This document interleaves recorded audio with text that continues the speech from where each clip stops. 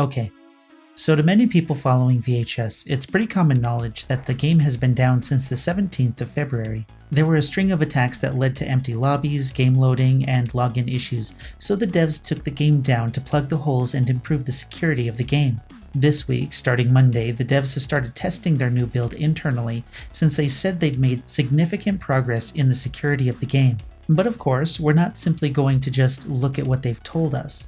Today we're going to speculate a little deeper and see what else we might be able to expect when the game comes back online. Space Coconut. Before the server attacks, we were seeing a series of key waves bringing in many more people to the game.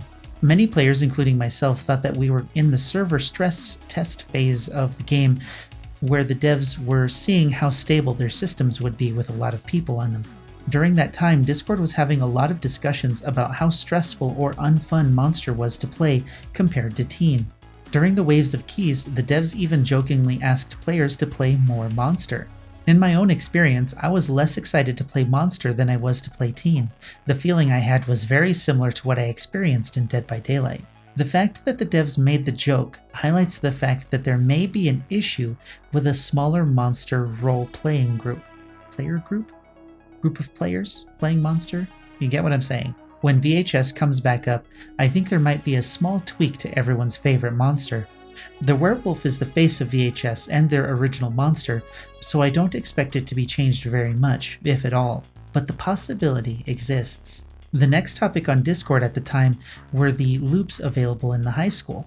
I think there's a possibility that we'll see some changes to the map in the same way that the hotel map was changed to make it feel better to play. Like the high school, there was a lot of discussion about how it felt to be looped on the map. In the same way, there was a little discussion about how few loops there were in the facility, so if map changes do come with the next update, we might see a few tweaks to both maps. As for the launch of Early Access, my guess months ago was that we would see the store released in the beta for testing before the whole thing switched over to Early Access.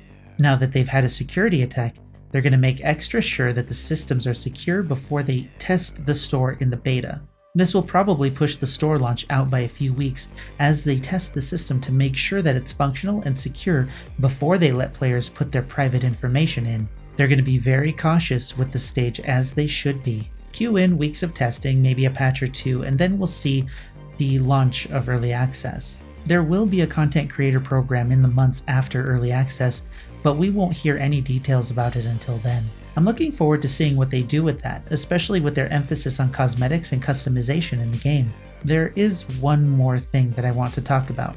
Since the store is delayed and being worked on as we speak, now may be the best time to talk about the daily login bonus system.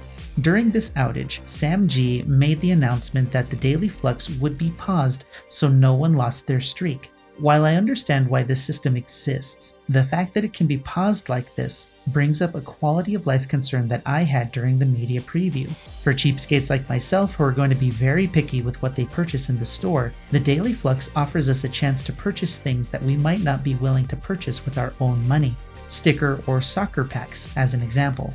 I'll buy a full costume or an emote for cash, but I probably won't buy stickers or socks. This put pressure on me to log in daily in order to continue to save up a meaningful amount of flux. Of course, that's the point, but if I missed one day, it resets to day one.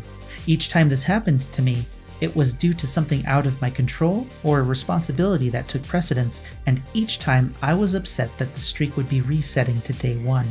The current VHS daily bonus system punishes you for missing a day, instead of rewarding you for coming back. I haven't logged into Lost Ark for a few days, so as an example, let's look at what their daily login looks like.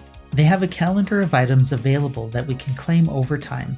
And while this exact system might not really work for VHS, the idea that the calendar remembers how many days I've logged in and will give me the reward I've earned up until that point will.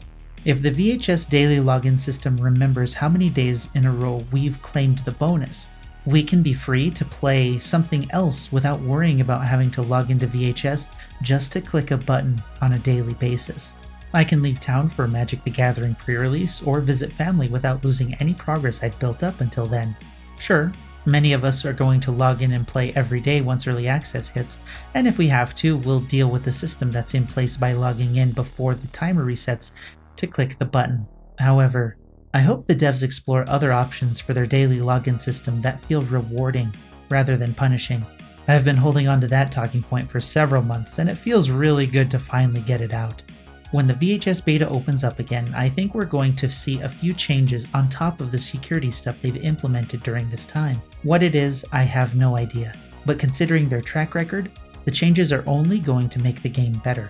Here's hoping the internal testing goes well and the devs open up the servers again soon. Let me know what you thought of any of the points I made today, and we'll start having conversations again.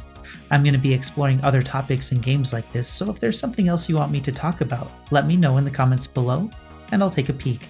I'm a full-time content creator now, so I have plenty of time to research new games and topics. But in the meantime, I'm Space Coconut, and you're welcome.